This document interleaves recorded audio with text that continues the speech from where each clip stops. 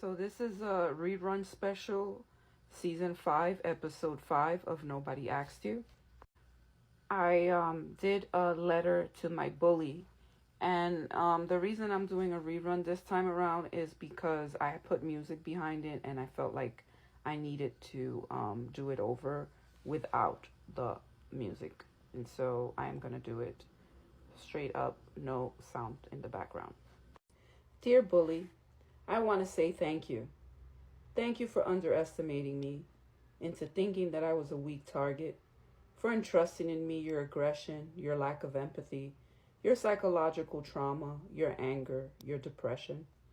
While you struggled socially and was perhaps even bullied yourself, whether it was at home or in school, or whether you was living a life of uncertainty or may have felt rewarded. You felt the comfortability to unpack it all on me.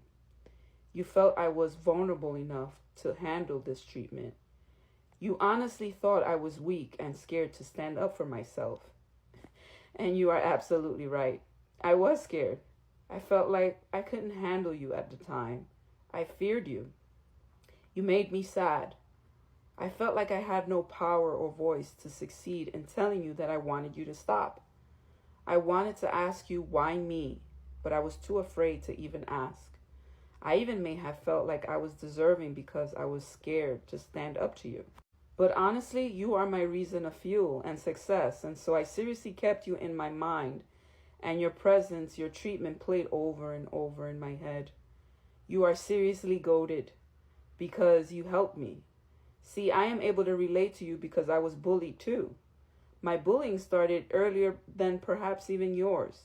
I was 3 at the time, and that prepared me to get bullied even more. It helped me to have empathy and self-control.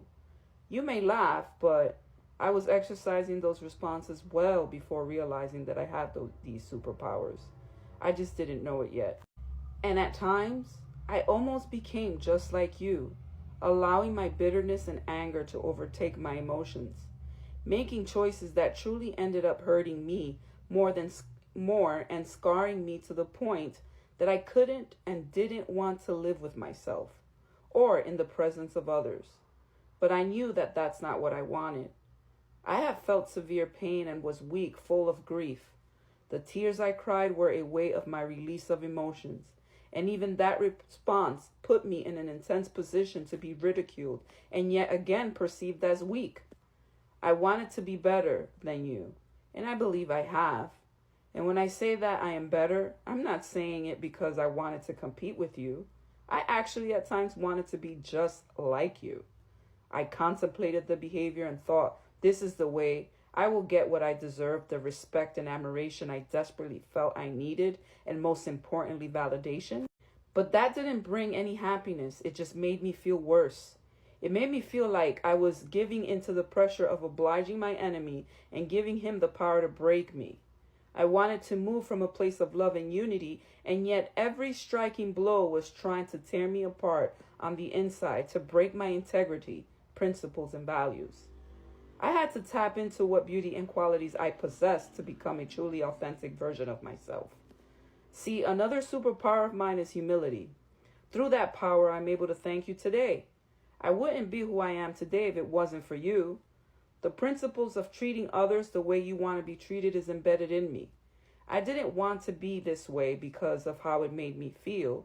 And in finding the silver lining in all of this, I just know that if you wouldn't have made me feel the way that you did, I wouldn't be the person that I am today, a diamond in the rough. Diamonds are made under intense pressure, and their imperfections still make them beautiful. They shine bright like the stars and bright like the moon. You may not be able to observe that light while surrounded by other light. Only in the darkness will the brightness be truly appreciated. The dark times bring about some beautiful things, and I know it has brought the best out of me. I want you to know what you did to me was not your fault.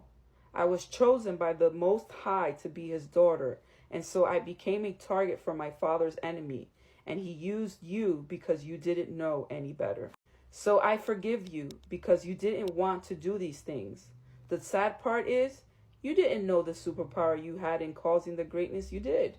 And so I hope you learn that now.